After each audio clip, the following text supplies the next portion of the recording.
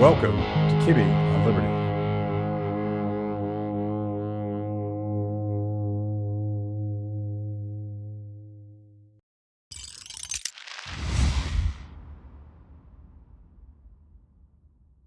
Per, how's it going? It's going great. Good to be here. How does it feel to be in the belly of the beast? It feels a little weird. Yeah. I saw a lot of police officers on my way here, Yeah. more than usual. So you could really see that they're protecting the government. Can you feel like it's almost like Mordor is pulling at your soul a little bit, and you better get out? A little bit. I didn't see an eye in the sky, but Yeah. other than that, it was pretty much, yeah. Well, we covered up. Okay. But we were hanging out, of all places, in Tbilisi, Georgia. We were both speaking at Liberty International, and I guess that was a couple months ago. And you said that you had a new book coming out, and I'm like, oh, great, another book. But then you told me your purpose was to simplify and explain economics in as succinct and fun way as possible. I'm like, that's music to my ears, because that's sort of my mission in life, is to take Austrian economics specifically, but economic concepts and principles, and get people who maybe don't think about the world through an economic lens to start to understand that stuff and to appreciate what these tools can do for them to understand how the world works, but also just how to live their life, I think, in a way that you understand a little bit more about what's going on. So but before we get into the book, I want to give you a chance to tell everybody what your background is. I take it that would you self-identify as an Austrian economist? Yeah, I would. Yeah. But I'm a Swedish Austrian economist who's Yeah. also an American. So it's very confusing. Very, yeah. Of course, and when I tell non-economists, or even just most people that don't know what an Austrian economist is, they think that I mean that I'm from Austria. And that's not what you mean. No, that happens a lot. Yeah. I mean, this is just one of many traditions in economics, and it started at the University of Vienna. That's why it's called Austrian economics. And it's really a term that was invented by the enemies of Austrian economics, because Austrians were very theoretical from the beginning, starting with a lot of theory and not a whole lot of empirics. Mm-hmm. And at the same time, you had the German historical school, which was only empirics. They didn't even believe in theory. And of course, Germany being bigger and fancier than Austria, they refer to, well, those guys in Vienna, as they were inferior, right? So they said it, well, the Austrian school. So it's supposed to be sort of derogatory. And somehow the name stuck, and, well, now we have that name. There was also and this is something that I used to think a lot about, that there was a methodological difference where the German historical school, but economics, neoclassical economics generally, was pretending to be like the other sciences. It was pretending to be just a form of natural sciences that you could reduce down into an equation. And Mises and the Austrians, starting with Karl Menger, just rejected all of that. Yeah, definitely. I mean, there's sort of we usually refer to it as physics envy. Yeah. I mean, trying to be just like physics.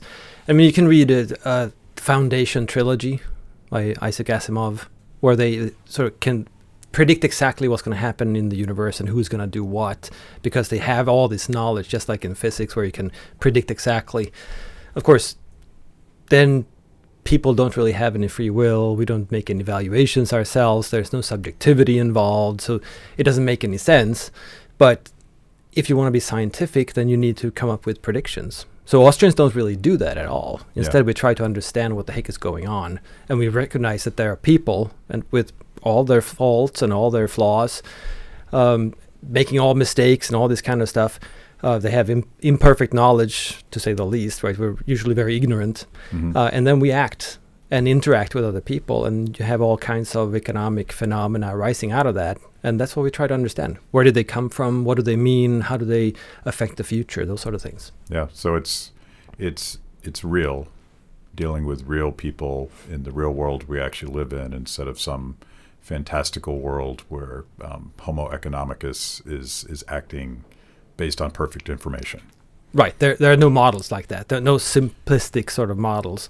Instead, I think if Menger, the founder, would have called the school anything, he would probably call it causal realist, because it's based on causalities And of course, any action is causal. We're trying to achieve something. So if we don't believe that we can achieve it, well, then we don't act. So of course, there's causality at the very bottom of it. And then, of course, it's realist because it's how we actually act, how we actually interact, real people in real situations. And so how did you find this stuff? Because it's unusual, I think, to find Austrian economics if you're pursuing an economics degree. Yeah, you could say that. There's definitely no. Well, I went to Grove City College, so it was weird because our chairman had studied under Mises, so that was different.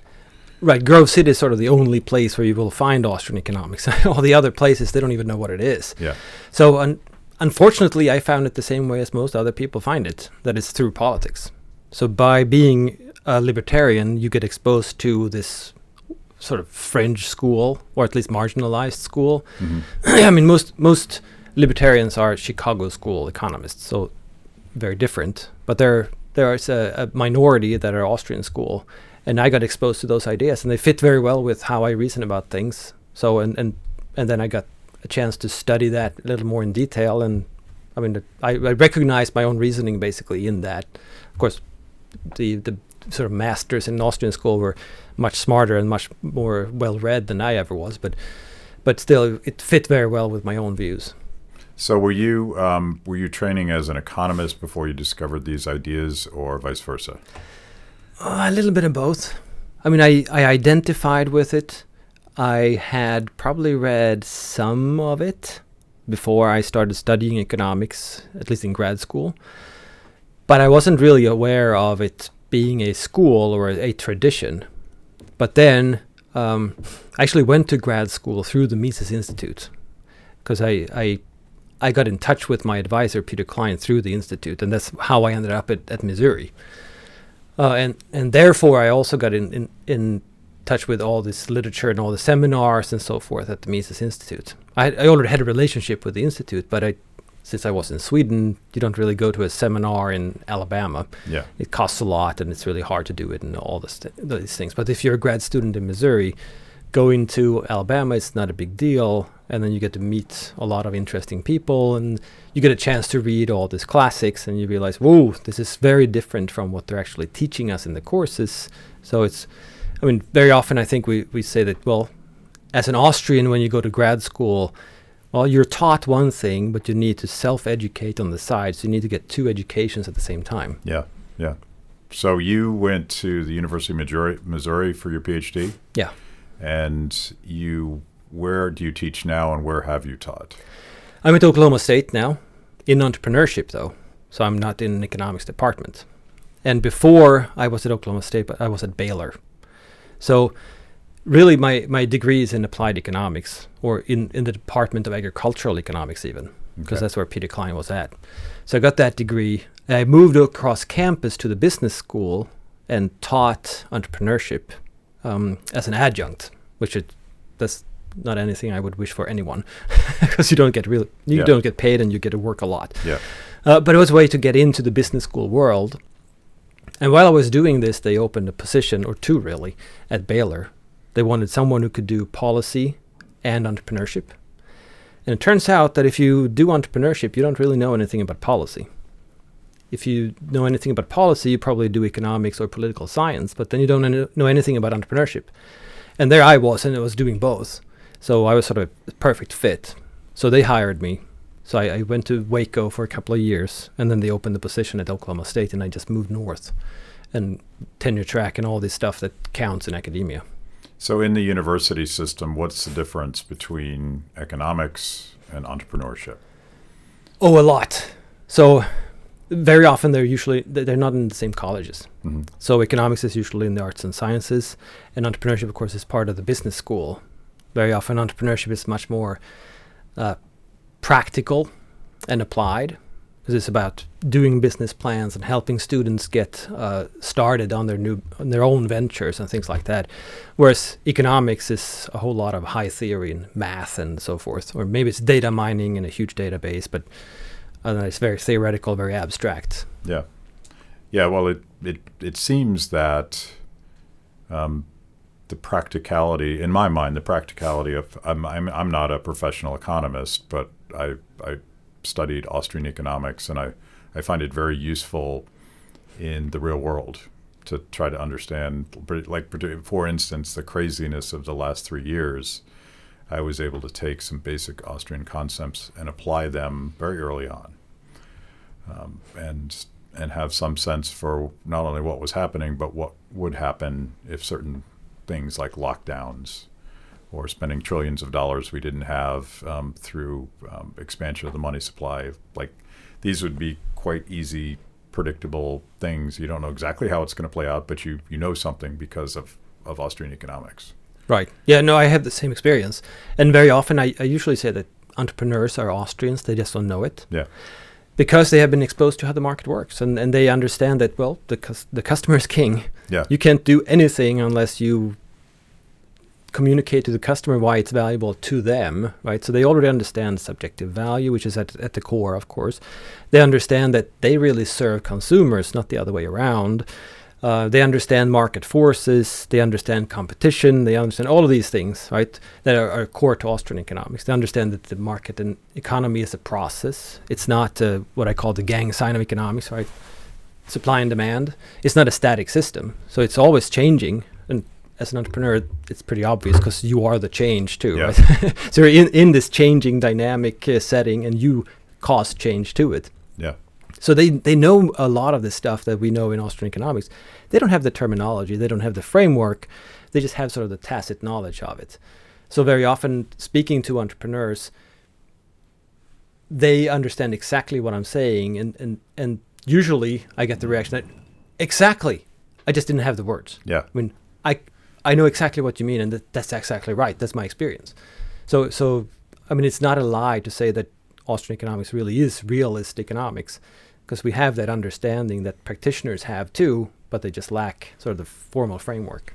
So I'm jumping way ahead in the book, and I haven't even introduced the book yet, but I want to talk about entrepreneurship, because this is one of the fascinating arguments within the Austrian family, is the nature of entrepreneurship. And I'll butcher it a little bit, but I feel like it's basically Israel Kirzner versus Mises, whereas Kirzner has this idea that entrepreneurship is discovery, that you're discovering hitherto unknown opportunities to serve consumers, and those opportunities were there and you find them.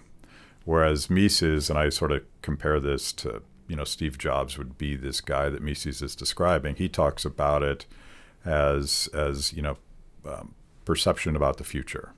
And there's this great passage in Human Action that I quote all the time, sort of quote because I haven't memorized it.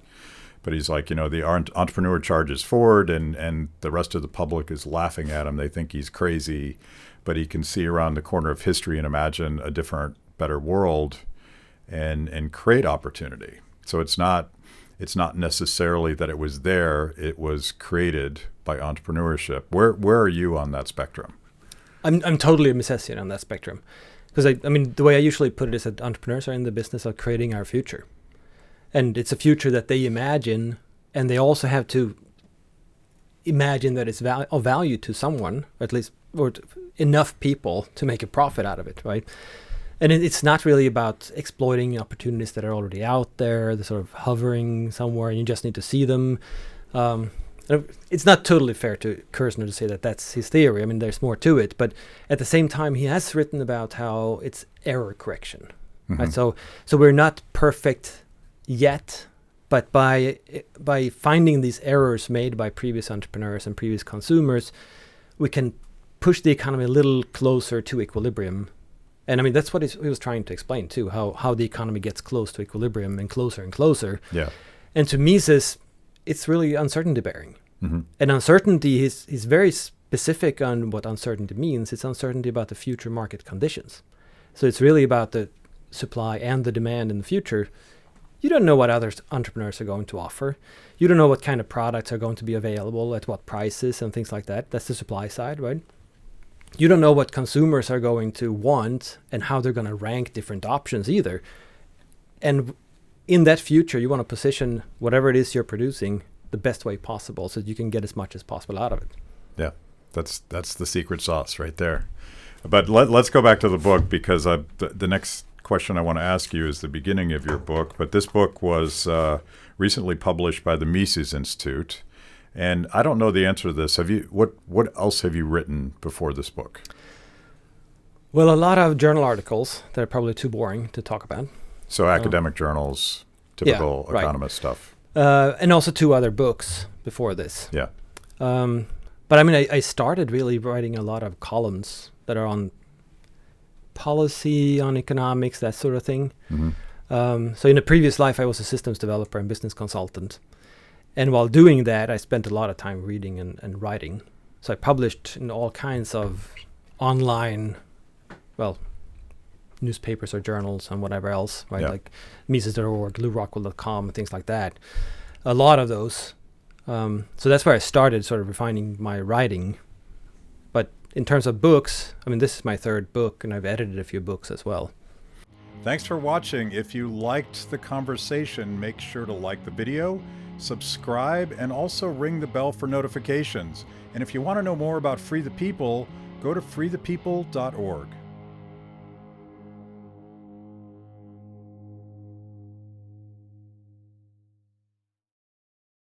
Well, I'm curious because the 3 books I've written, each one, I'm simplifying, but the goal is to write a shorter, more concise, simpler, easier to understand book every time that I write something. And I started off writing academic stuff too, and it's almost comical to read it now because it's all footnotes and subtitles, and I mean, I love to quote dead economists, but I realized at some point that, you know what, I'm talking to such a small audience.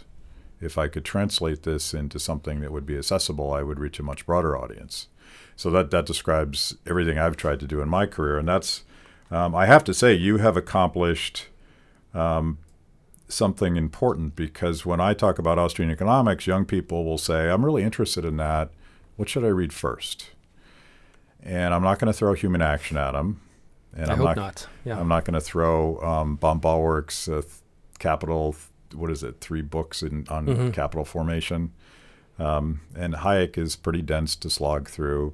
I usually recommend The Road to Serfdom, but what you've done is I would view this as sort of a cheat sheet for human action, which maybe, sure. I don't know if that's fair or not, but describing these basic concepts of economics in a way that I think non-economists will have a good time reading this. So congratulations. I think it's a great work. Thank you. I appreciate that. And so published by the Mises Institute, and let's go through some of these concepts. And first, what is, you start with the question, basically, what is the economy? Yeah, because that's one of those things that, I mean, in a sense, to go back a couple of steps, most of the concepts in economics are concepts that we use in everyday language. Yeah. So we talk about the economy and markets and prices and maybe even supply and demand, but most people don't really know what those mean. And very often when I get pushback on these ideas, it's because they have a very different, and to me very strange, definition of those terms, and usually very vague definition as well. So yeah. I mean, it makes them safe because they have a tacit understanding of it, sort of. And doesn't matter how you push back on them, they can always pick a different version of the definition, right? But as a scholar, you can't really do that. And as a framework, you also cannot do that because you need to be very specific. Yeah. And the economy itself, I mean, ask anyone what it is. And they go, well, it's like all of us. It has something to do with money and businesses and things like that. But that's super vague. Yeah. So what is it exactly? And I mean, it's really about economizing production, trying to get as much value as possible out of the limited resources we have.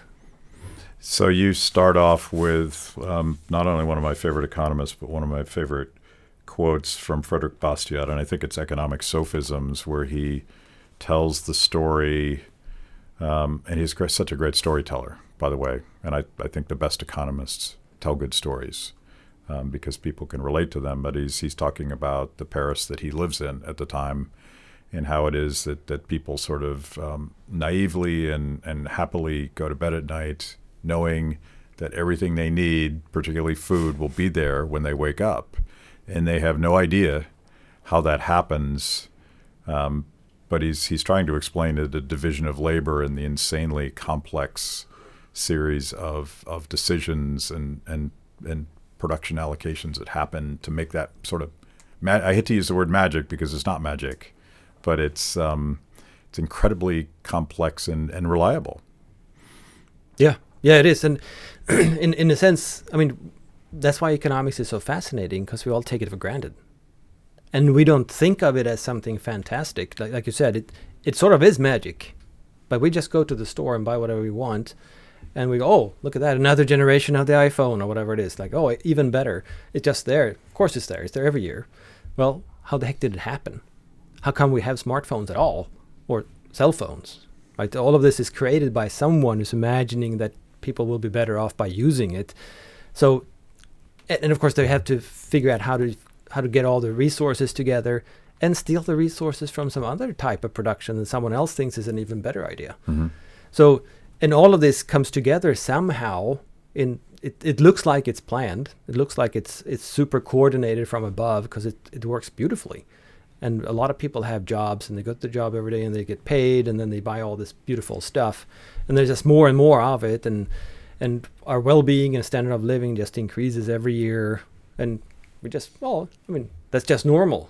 No, it's not normal. It was created. Yeah. It's fantastic, right? And like the Bastiat question, Paris, how does it get fed? Where does the food come from? Well, it's not because everybody in Paris is a farmer, because no one in Paris is a farmer, and they weren't back then either. They still get food every day in the markets. There's a lot of food to buy at affordable prices, all kinds of variety, not less than people would want. There's usually a lot to choose from, and people are happy with buying it. How does it happen? I mean, that's the real core question that most people just don't think about, and I don't blame them for it too, because of course they don't think about it. I mean, they have other things to think about, getting to work and getting the kids to take care and whatever else, right?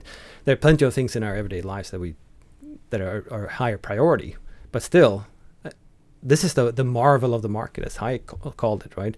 It just creates all these beautiful things and this beautiful wealth and prosperity that everybody takes for granted.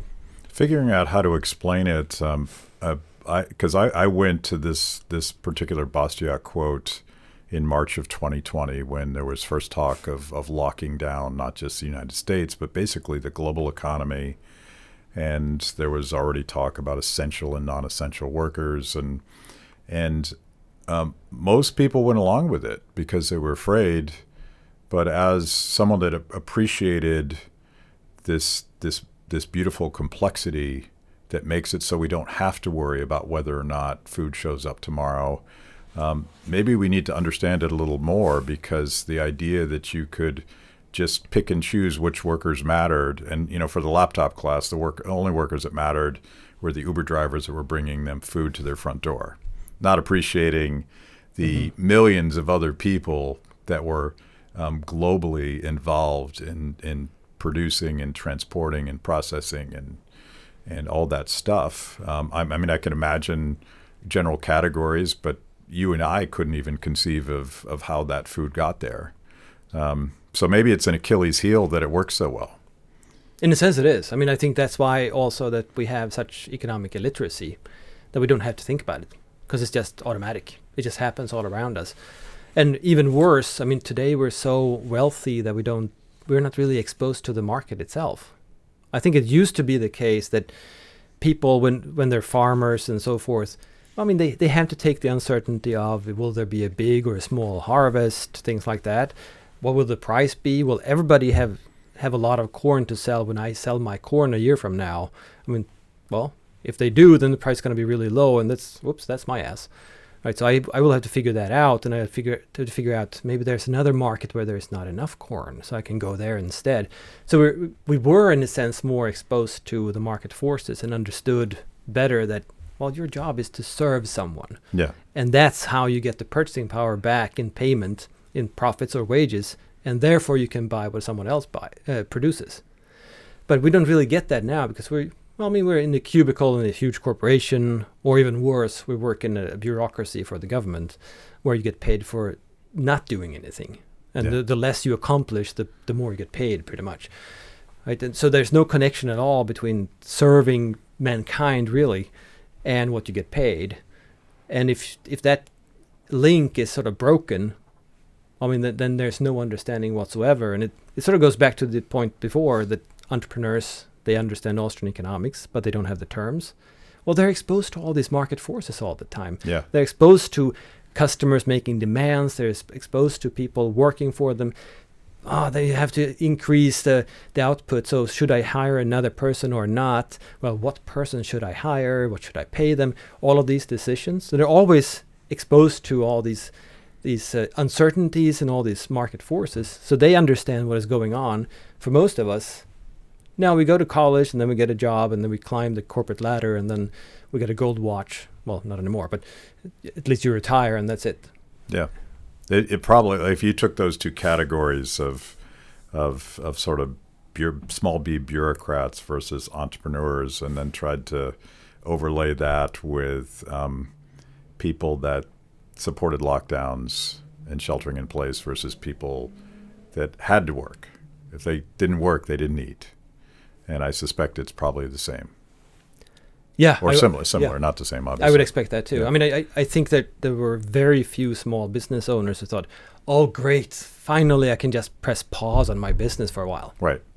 Of course not. They understand that that's not possible. Yeah. It's going to be the end of not only the business, but also their source of income, and their family is going to suffer. So pressing pause, what does that even mean? Yeah, you can find those businesses because they now have plywood over their windows here in the District of Columbia. Right. Yeah. So congratulations. So, the process that you're talking about, and the core concept is human action. That people are purposeful, and the way I describe the market, I don't call it the economy, and maybe the market and the economy are not the same thing in your conception, but I say the market is just a process for people trying to figure stuff out in a super uncertain world. And if you don't let that process work itself out, you don't come up with solutions. But it's based on the idea that people act with purpose. So that was Mises' concept, but perhaps not original to him. I mean, I think that's our understanding of action in general. I mean, we act in order to attain something that we think is good or of value or whatever you want to call it. But there's a reason to it. It's not just pure instinct. So we choose between different alternatives, and we choose because we want to attain something that is valuable to us in whatever personal way. Is it? I realize this term is loaded, but is it rational in the sense that? So one of the critiques of the market is that we assume that people know enough to act rationally. Parse rational. Yeah, that's a good one, because people tend to think of rational as if you're not God, you can't be rational. Mm-hmm. Right? So one example would be that if I'm about to be hit by a car, I immediately jump to the side to get out of the car's way, and there happens to be a bus in that lane, so I get run over by a bus. Was that an irrational decision to jump out of the way of the car? Well, I didn't see the bus. Right, but had I been God, I would probably have taken the time to jump the other way, because then maybe the car would have run over my foot, but not all of me. So that would have been better than being run over by the bus. Well, we're not gods, so that's just ridiculous thinking of rationality in that sense. So instead, based off of what information you have and your understanding of it, are you rational? And then, of course, defining action as purposeful based off of what you value personally, you can't be anything but rational, which is, I realize that's a very provocative statement. Yeah. But given everything you know, you will always try to attain the highest value to you. Yeah. And there's no other way. I mean, even if you would very formalized sit and write down a list, and this is how I rank these options right now. And then, okay, so this is the highest one. I don't think I'm going to be able to get that. There's something wrong with it for some reason. I'm going to pick the second highest value. Well, you pick it for a reason. Yeah. So you have already, just because you pick the second highest, already ranked it higher than the highest. Yeah. So it's impossible to be irrational in that sense. You can have very limited information, but given the information and the understanding you have, you're always rational. If you've made it this far into the show, it means I must be doing something right. Kibbe on Liberty is just one of the amazing products we created for the people. We tell emotionally compelling stories and produce educational videos for the Liberty curious. Our award-winning documentaries personalize all things liberty, independence, creativity, hard work, integrity, and perseverance. After the show, check out our work at freethepeople.org.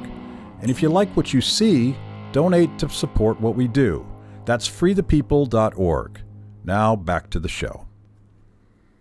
And you're always acting in a world where you don't have perfect information, and you're always acting in a world where the future is unknowable in a certain sense. And there's a chapter in Mises where he talks about sort of the push and pull of your expectations, what happened yesterday, what institutional constraints are there on your behavior versus your sort of creative perception and subjective values about what you're trying to accomplish.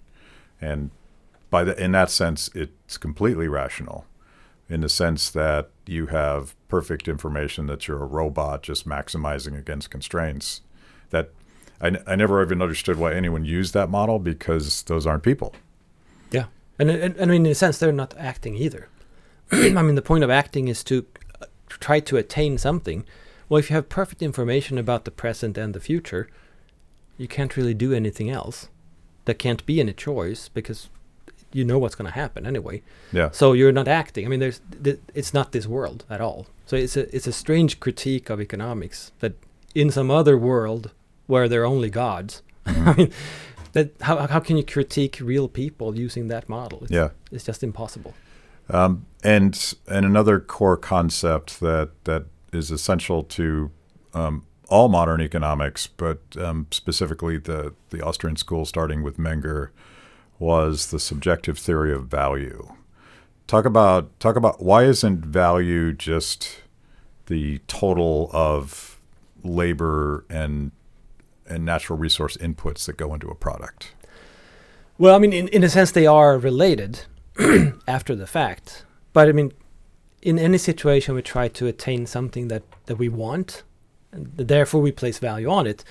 And we always choose for ourselves, anyway, excuse me, whatever means that is at least costly, because we want to attain as much and as many ends as possible. So if it is really the means or the cost that makes something valuable, then we should be as wasteful as possible. And that doesn't make any sense. I mean, it doesn't make any sense to anyone individually in our lives. And in society overall, waste as much resource as possible, whatever we do, in order to make it valuable. That doesn't make any sense either, because we want to get as much as possible out of it. And so obviously there's a link that you have to have costs in order to get the value. But that's different from saying that the value comes from the cost. And this is something that Adam Smith knew that something was wrong. He's struggling with this dilemma about sort of imagining, I don't know if he was labor theory of value, but certainly Karl Marx was. And Karl Marx's entire theory of exploitation was that the price of something and the return on something should basically be the labor inputs. Why doesn't that work? Like, don't you like labor? I love labor. I mean, I love to use as little labor as possible to get the value. But I mean, even Marxists realize that there are two kinds of value. And they say that, well, real value, whatever, real philosophical value, whatever you want to call it, is the labor hours put into it. But of course, they realize that there's a problem here, that, well, if I really suck at my work and I put a lot of hours into it, then whatever I produce should be of higher value than you, who are really efficient and produce the same thing. Well, that doesn't make any sense. So they talk about how it's the average labor time necessary in the marketplace. Well, that's a very strange concept of value, right? But all he wanted to do really was prove that there's exploitation. So that was the point. But then he realized also that, exploitation, we can explain that by simply having prices of the final goods being different from the labor put into producing them. Well, the price tells us something about the actual user's valuation of the thing. So then we have two conflicting theories of value at the very same time. That's a very strange theory. But it works if the point of it is to explain exploitation and get to that as sort of the conclusion of it all. I don't know if Marx held this view, but certainly modern critics of free markets cling to this belief that the problem with exchange is that by definition one person wins because the other person lost. Somebody gained something because somebody lost something, and because we understand the nature of value as subjective to the person making the trade, we can actually imagine win-win scenarios. Yeah. And in a sense, modern economics, they pay lip service to subjective value, but they share that view because they have indifference curves that they talk about, right? Where you're indifferent between these options and then you choose based on your income constraints and all this stuff, which is basically what Marx was talking about too, that, if value is objective, if we can measure it, and that's where mainstream economics is too, in terms of prices, then we can calculate the maximum. We can take your values and my values and put them in the same function and maximize and all this stuff. And then you get to those really strange conclusions, like in an exchange, a voluntary exchange, one wins and the other loses, or as in the case of indifference curves, we don't care. Well, why the heck would we exchange if we don't care about the result? Yeah. We value what we get exactly as much as what we're giving up. Okay, so why do we do it? Well, Smith would explain saying that we have a propensity. But Menger critiques that in his magnum opus, saying that doesn't make any sense, because then we would continue to exchange even beyond our own welfare. So we would hurt and harm ourselves, continue to exchange just because we have a propensity. Well, that doesn't make any sense at all. So Menger argues that, we exchange because we want what the other person has more than what we have to give up to get it. And if that is the case, then this should be the case for you too. And then we have mutual gains from exchanging. Well, then we explain exactly why people would exchange. And it doesn't matter if we're right or wrong or whatever. But in any such situation, if we both expect to be better off, of course we would exchange. Then of course we would haggle and figure out the terms and whatnot else, as long as it's not too costly to do so, right? But if we both gain, of course we would have a propensity to exchange, because that propensity is just striving to attain value. So you're a strong advocate that the consumer is king, and that entrepreneurs exist to serve consumers, and the market is really the process of satisfying the needs of consumers. And through that lens, you explain competition, because I think a lot of, again, critics of the market process view competition as a process by which fat cat corporations screw consumers and get rich. Right, and maybe they can. But very often when they do that, they hide behind regulations, so no one can compete with them. They partner with the government. Right. Yes. And that's why they can do it. And that's, of course, cronyism. Yeah, exactly. Yeah. But other than that, the only way you can start a business and actually make a buck or two is to serve consumers. So, the way I usually put it is that value is higher than price, is higher than cost. And the way we teach entrepreneurship is that we have to start basically going at it backwards. Simply because we think about it as, I want to produce this good. Okay, so I calculate how much does it cost to produce this product. Okay, then I'll hire the people. I rent the facility. I buy the inputs, sign contracts, and all this stuff. Then I start producing. It takes a month or two. Then I have the goods, and then you enter the market and say, "Here I am. Look at these goods." Well, that's a fantastic way of failing, but it's nothing else really. What you should do is start by thinking, okay, who would benefit from this type of product that I want to produce? And then how can I tweak this product so that type of person would get as much value as possible out of it? And if I can figure that out, I mean, it's not in terms of numbers or anything, but sort of get a feel for it, then you can figure out how much would they be willing to pay. And if their gain is so much higher than that price, then it's easy to sell. You don't have to market a whole lot because they will immediately see that that's a great deal, right? And then your job as an entrepreneur is to figure out how can I keep the cost of production below that price so I get a profit from it. So you start with the customer, the consumer, and then you work your way back. And that's how you can become a successful business. And I mean, that's also what that's starting a new business, but that's also what corporations must do when they're competing in the marketplace. Because production always takes time. So whatever they're thinking of and planning to produce right now is what they're going to offer in the market later. If it's 1 week from today or 10 years from today, like automobile manufacturers, for instance, it takes many years to get a new model car out there. So then they have to think about that all the time. And of course, think about where will the other automobile manufacturers be in 10 years? What types of automobiles will I have to compete with in 10 years in order to get the customer's money? Right? And if you think about that all the time, you realize, and think about business this way, you realize that they have to innovate always. That's what competition is about. Always thinking about what future can we produce, what future can I produce for the customer, and why is this future valuable?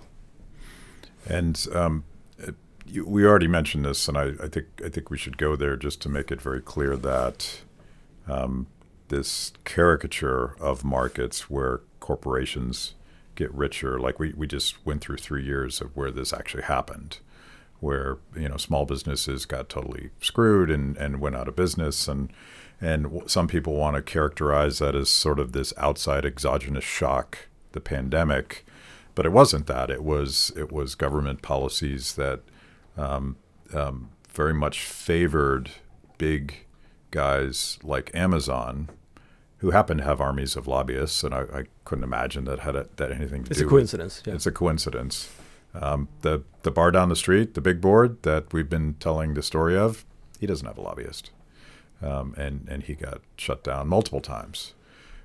So that the collusion of big business and big government is a very different process than you're describing, because it's political entrepreneurship. How do I use the power, the monopoly power of the state, to either prevent future competition or literally destroy my competitors? Yeah, for sure. And in a sense, big business is very much the same as government. Excuse me. That it works the same way. Yeah. Because it has its army of producers, in the sense that the processes are streamlined. You have a big bureaucracy, lots of overhead, and you have all these investments typically sort of paid off to some extent anyway. And you have really high economies of scale, because that's how you compete with price. You don't innovate all that much anymore. You don't create new types of products all that much. You create the same product, but you do it cheaper and cheaper so no one else can enter. And that sort of planning is what government does too. So of course the people at the very top, they talk to each other, and I guess they sort of see kinship in each other, right? That they're doing the same thing, because a CEO of a huge corporation with 150,000 employees, it's basically the same thing as a local politician running the municipality or whatever. Or running public schools or something like that. I mean, you don't really think about, you have your market share already and all this stuff. Little marketing, you need that because there are two other big corporations, whatever. But you don't have to break new ground, and that's what entrepreneurs do. And small entrepreneurs, they undermine these big giants all the time, except for when they're protected by government, of course. Yeah. At Kibbe on Liberty, freedom is a lifestyle 24/7, something you live and breathe and wear every day. If that describes you, you need the very best Liberty swag in the market today, just like this shirt I happen to be wearing. Go to freethepeople.org/KOL and check out our exciting merch. You too can love Liberty and look cool. So let's, there's still a lot I want to get through, and we couldn't possibly talk about economics, and certainly Austrian economics, without talking about the origins and purposes of money and economic calculation. And then I want to get into more of these things that government does to screw up this beautiful process that we're describing. So, like, starting, you dedicate your book in part to Carl Menger, and in my mind at least, he followed by Hayek and Mises and Hayek, really developed what I think is an important and unique and robust theory understanding of money, and why it needs to be a market-based thing. What is that understanding? Well, I mean, it's really that there are several things that are so important about what his sort of story or narrative for where money comes from and what it means, because it's more than just having coins in your pocket. Yeah. Because the point of a money is that, well, it's something that you don't actually use the money itself. It's not of value to you in use, but it's value to you because you know others will accept it in exchange. So you can't really go from not having money to having money because people don't understand it. And no one is going to say, oh, well, I'll just accept your worthless things for the stuff that I created because you tell me it's money, whatever that is. I mean, no one is going to do that. So you need a process where people sort of step by step accept means of payment that are not things that they actually want. So I mean, in his story, he starts with barter trade, where you have to find someone who wants exactly what you have to offer, and they have what you want to get in exchange. And that means that it's really, really hard to find someone who has exactly, and you can also agree on the terms. So there's not a whole lot of opportunity for exchange in this society. So then, of course, you're going to end up in situations where you really want what this guy has over here, but he will not accept what you have. But then you talk to him a little bit, perhaps, and then you realize that, well, he could accept what I have in exchange. So you exchange for what I have, but you don't want that really. You might be allergic to it, and you might really hate it, but you use it as a means to be able to trade with him. And that just means that in this relationship between you two, what I offer is more saleable good. I mean, it opens up a possibility for you to exchange with this guy. And of course, others will do the same thing. And the more people do this, the more they will realize that, oh, well, they will actually accept a little other things too, a few other things. So they will figure out, oh, this thing over here that I can get is even more saleable, because that means I can trade with these two, not just one more. So I will exchange whatever I have that is of use and of value to me for this stuff that I don't actually want to use. But I think that I can trade with many others using that. So people will choose to have this sort of roundabout, indirect exchange relationships. And eventually you will see a couple of goods perhaps emerge as what everybody will sell their productions for, so that they can use them in exchange. So it's a good in itself. It was from the beginning. And it could be anything. I mean, history has many examples: cattle and seashells and slaves and flat rocks and whatever else. I mean, all kinds of things have been money, just because it emerged that way. Of course, in the West, gold and silver became money because people really appreciated that, and they were easy to transport and make sure that they were actual gold and silver and things like that, right?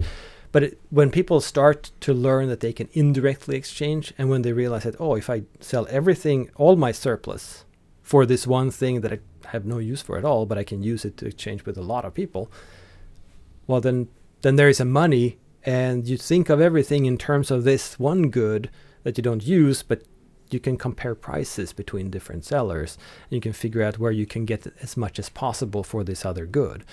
And of course, you can sell your things for this good to different people, and you can figure out what is the value of what I'm actually contributing. So suddenly you have this sort of, in a sense, a measuring rod of what is your supply worth to other people, and also what can I get from others using this one thing. And this is very different from the dollar or the pound or something like that, because that's just the government saying that you should use this. Yeah. And that, by the way, is some people love to pick on Ron Paul because he was so obsessed with gold and the gold standard, but the whole basis of that was an understanding of where real money comes from, and that when we stopped linking those fake paper dollars to some standard, a gold standard, it made it that much easier for the government to destroy the currency. Yeah, and governments have always wanted to do this too. Yeah. I mean, if money is something that they don't control, well, they play according to the same rules as everybody else. So if you want to go to war, and as a king, you always want to go to war, right? Because you want to expand your territory. You have to pay your troops, and you have to pay for all whatever is needed for war. And then you have to get loans, and you have to pay those loans back. And as a king, that sucks. Yeah. So if you can figure out a way to sort of dilute Can't the start money. nearly as many wars if you have to pay your loans back. Yeah, exactly. And, Yeah. and I mean, that's just poor kings, right? Yeah. They want to wage more wars and bigger wars and become grander kings and Yeah. those sort of things. So if they could find out a way to make more money somehow, and not make them in the common sense that they earn more money, but just produce more monies, the currency, and then they could buy more. And they figured that out, of course, that they could just make the coins thinner and thinner. So when all the money comes into the castle, or people pay their taxes and whatever else, well, you just take them to the smelting plant and you just make new coins, but they're a little thinner, which means you get more coins. And then you just buy stuff for the new coins. It's less money in those coins, really. Yeah. But everybody needs to accept them because that's the law and whatnot. So you can buy a whole lot more. So you enrich yourself at everybody else's expense. And then, of course, someone realized that, well, why do we use a good at all? I can just tell people that they have to use a piece of paper, or like it is now, ones and zeros on a hard drive. And I regulate it, and if you don't use it, then, well, you have to use it in my territory. Yeah. Right? And then I can wage glorious wars, endless wars. I wonder how much war we can do with a government-controlled centralized digital currency. Maybe a lot. So back to real money as a means of exchange. This is in large part the basis of the sophisticated price system that we understand today. Why is the price system so important in the economic telling of the story? Well, because economics is about the allocation of resources and how we use all kinds of inputs and resources in producing outputs that people find valuable. So basically consumption goods, products and services. And prices tell us the relative value in production of those things. So, of course, the real prices, or the direct prices, are consumption goods, because consumers, they work, or they produce things, and they get paid for their productions, usually by an entrepreneur who still doesn't know exactly the value of what you're doing, but they estimate that they can pay you this because they think the value is whatever. And if they are wrong, they lose. If they're right, they earn a profit. So you get paid for your supply into the economy. And with this money, this purchasing power, then you buy different things. And every time you buy something or do not buy something, you really vote in the marketplace. So if you buy something, well, that means demand for that thing is higher. If you don't buy something, the demand for that thing is lower. And consumers overall do this. So some entrepreneurs will make money, some will not. And based off of that, they can expand their businesses and serve more consumers, or they have to close their doors because they couldn't cover their costs, right? But what is really important with the price system, I think everybody agrees with that story. But what's really important is what happens before that with the entrepreneurs. And that's the calculation thing that you mentioned already, the pricing of the means of production. That's where the real magic happens, right? That entrepreneurs, they start by thinking, what is the value for consumers? How can I satisfy them? Is this really of high value? How can I maximize it? What is the price they're willing to pay? Well, based off of that, I make decisions to buy inputs. So I will not hire people if I don't think I can afford it, which is an obvious thing to say, but afford it, what does that mean? Well, it means I think that I can get more, I can get enough value out of this so that I can pay these expenses. So I choose my costs based off of the expected revenue. And of course, choosing your costs means that you're competing with other entrepreneurs for those resources. So maybe you and I want to hire the same guy. Well, I think that I can produce something really valuable, and you think that your thing is valuable but not as valuable. I can outbid you. I can offer him higher pay. So he'll probably, unless you have something else to offer, work for me. Yeah. And that sets his wage. And the same thing for all resources. And in this sense, the highest value contribution, that's where the resource will go, automatic. Right? It's the invisible hand that Adam Smith talked about, how these resources just seem to shift automatically and go to where they do most good. But it's the price system that makes the magic happen. It's the miracle of the market that we were talking about earlier, and Friedrich Hayek called it a vast telecommunications system. I called it once an unspoken dialogue, because you have all these people that don't know each other from all over the world, never talk to each other, never communicated, don't even know they exist, and yet somehow this coordination process happens, and food shows up on your doorstep in Paris the next morning. Right. And that's sort of the Austrian narrative about the market process, but it's also the basis of, for instance, Ludwig von Mises, his critique of the original conception of socialism was, well, there's no money, which means there's no prices, which means that these really smart guys have no, the people in charge, the benevolent dictators. Although I guess socialism wasn't that benevolent, even in Marx's conception. It was pretty violent, but either way, they couldn't allocate resources because they didn't have these tools, because they've hijacked the process of people figuring stuff out. Mm-hmm. Right. And I mean, we can see this too. I mean, Pete Boettke wrote a fantastic book on the Soviet Union where he showed that, well, this argument actually holds empirically. We can see this very clearly because the Soviet Union started out with just implementing communism, full-on communism. Right away, Lenin was like, ooh, communism. So they abolished all property, all prices and everything. And it just took a couple of years and everything imploded. Yeah. And it's, I mean, after the fact, a lot of apologists call it war communism just because it wasn't real, right? There's no real Scotsman for these people. Yeah.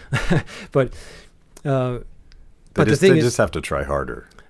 Yeah, exactly. And you need someone who has a little, who goes a little further. Or maybe right? kill harder is the more honest way to say that. Yeah, maybe there was someone standing in the way. So yeah. So just executing them is probably a good idea. That's going to make the economy flourish. But in just a few years, without property and without prices, the whole thing imploded. And what happened? Well, they retreated. The communists retreated and said, okay, this is obviously not working. This is embarrassing. So they implemented a little bit of property and a little bit of prices for consumption goods. They were still communists, so they were all means of production. We need the government to control those. But small farm, that's fine. And having prices for your own, whatever you produce on your farm and things like that, that's fine. Well, that meant that the Soviet Union could last another 70 years. So just a few years, a couple of years, just to implode completely without prices and private property. And then just a little bit of prices, a little bit of property, and then it lasted 70 years. Yeah. So in practice, you end up with some form of, regardless of the official ideology that's on their banner, it's some form of fascism that allows for some market mechanisms so that the entire system doesn't collapse. Right. You need some kind of prices and some kind of rational allocation of resources, and rational in the sense that it actually serves consumers, because that's the whole point. I mean, some people claim that, well, you don't need economic calculation for socialism. Well, maybe not, but if the point is to use resources to serve consumers, you do. Yeah. If you want to serve someone else, fine. But that's going to be very costly, and of course the consumers, they're going to think it sucks. So you're basically sacrificing everybody else for this one will, and that's what socialism is. Yeah. So final concept we have time for, but we can't possibly talk about economics without talking about the boom-bust cycle, which comes towards the end of the. You have a great. The last section is about government regulation and intervention, but this is a famous or infamous Austrian view on what causes the business cycle. Mm-hmm. And it might be like Gene Epstein insists that like this is not what we're going through today is not a classic boom-bust cycle. He calls it the Great Suppression. And it is absolutely a different story in the sense that we've never tried to shut down the global economy before. But I feel like there's still some lessons to learn. So what is this? And it sort of came out of, if I'm getting my history right, it came out of the Austrian critique of socialism. This is a more not equally destructive, but also destructive thing that government does to the free market.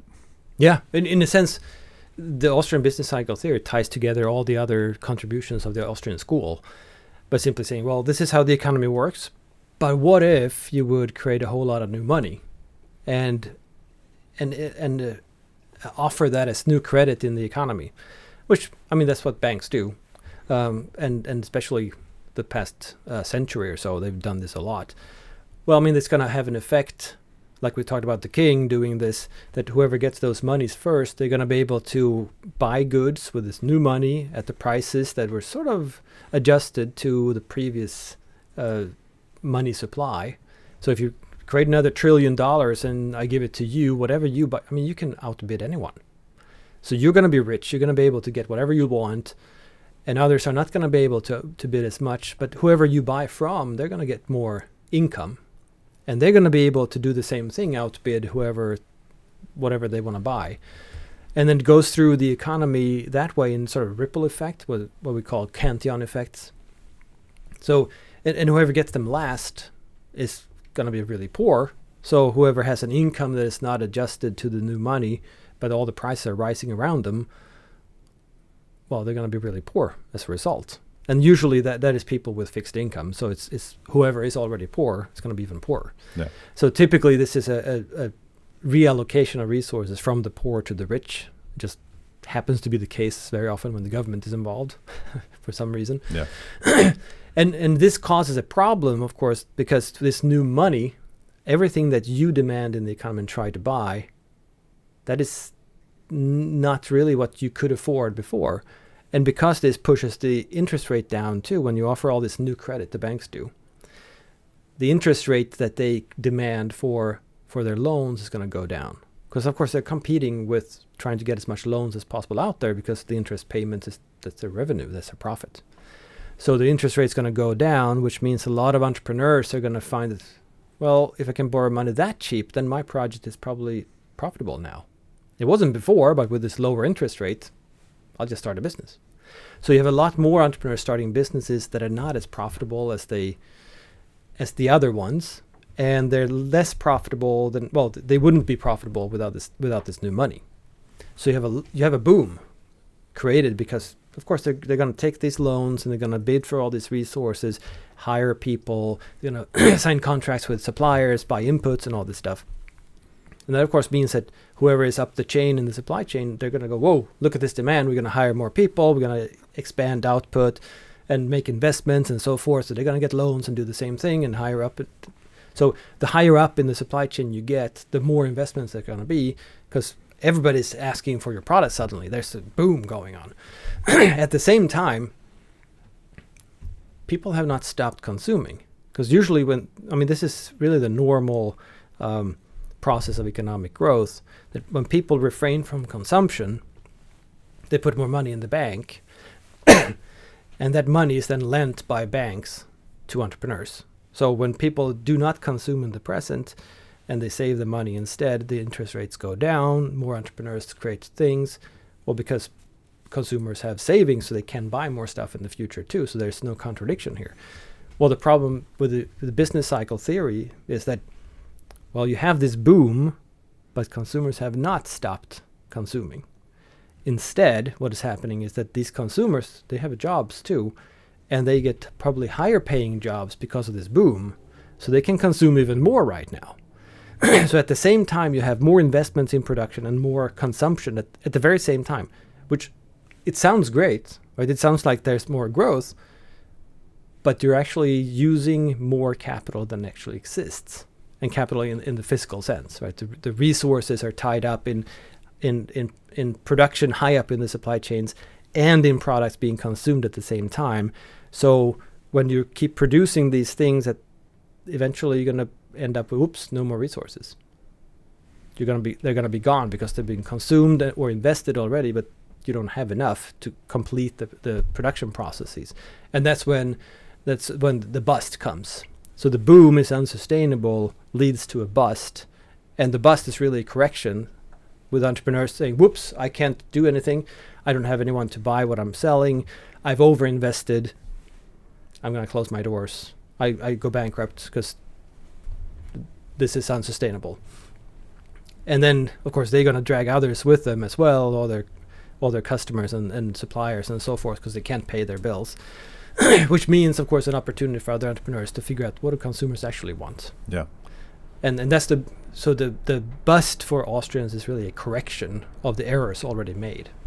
An acknowledgement of the corruption of price signals and all that. Like, so there's elements of this story that I think very much apply to what's going on today. It's a slightly different story in the sense that we suppressed production while we were radically expanding the money supply. And by the way, those injection points, as you point out, basically go through fat cats. And so they're there to exploit all of this new money. People that are holding money in their wallets or their savings accounts, and maybe they've been deemed non-essential workers, like they're getting doubly screwed in this process. But as Mises says in Human Action, the problem is the bust is the healing. It's very painful, but you have to allow the economy and entrepreneurs to figure out what prices are real and what investment opportunities are real. The government never allows that, and so we bail out failed corporations, and we keep injecting more and more money into the system, which probably is precisely what's led to the very high inflation we're looking at right now. Well, it's definitely part of it. So, I mean, we've been doing this for a long time with the dot-com bubble and the housing bubble and so forth. And every time, instead of letting the correction actually happen, we I mean, the decision, those guys, the decision makers, they Yeah. just made sure to print a lot more money to sort of cover everything up and create a new boom, a new bubble on top of the old one. Yeah. I mean, some economists even said at the when the dot-com bubble burst that we should create a new bubble on top of this, maybe in housing.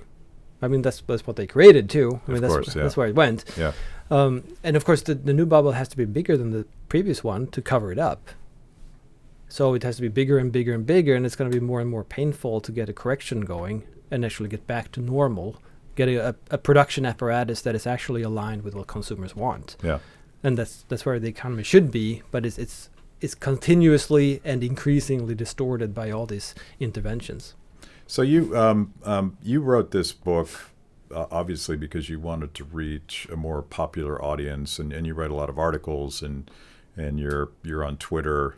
What are you optimistic that you can turn people on to some basic understanding of economics? Yeah, I am. I mean, I think in the sense that people want to know, and I don't know how many people I carried the book with me a little here and there, and hand it out to people, and people say, "Oh, I wish I could understand the economy." I mean, because right now everybody realizes that it's so chaotic and weird, and no one really gets what the heck is going on. So they want to understand. So maybe a short book like this is a way to actually get them to read something. Yeah. So and maybe even understand parts of it. I mean, I remember, for years, even going back to the Tea Party, Glenn Beck would talk about Frederick Hayek or Ayn Rand, or I would even talk about Adam Smith and the theory of moral sentiments and all sorts of stuff, and just folks that were either activists or people that would watch Ron Paul give a speech or something like that. They would always tell me, I have this stack of books on the side of my bed, and I'm so frustrated because my kid's got a ball game and I got 2 jobs, and my wife wants me to come home at night and have dinner with her, like all these things that people do. Mm-hmm. I think this is part of how we help people connect to these ideas, and it's kind of like breadcrumbs. Here's a little bit, and if you want to dig a little bit deeper, so I really appreciate you doing this, and this is why we do podcasts like this. I'm hoping that it's easier for someone driving to work to maybe listen to this. How do we find you, and how do we get our mitts on this book? Well, the book is the easiest is probably Amazon.com, where it's available both Kindle and the paperback. But I mean, the Mises Institute offers it too, and it's much cheaper there. And you can download the PDF for free as well. Okay, great. And you're on Twitter? I'm on Twitter. The handle is just my name, PERBYLUND. How to Think About the Economy, a primer. Thank you. Thank This you. is great. Thanks for watching. If you liked the conversation, make sure to like the video, subscribe, and also ring the bell for notifications. And if you want to know more about Free the People, go to freethepeople.org.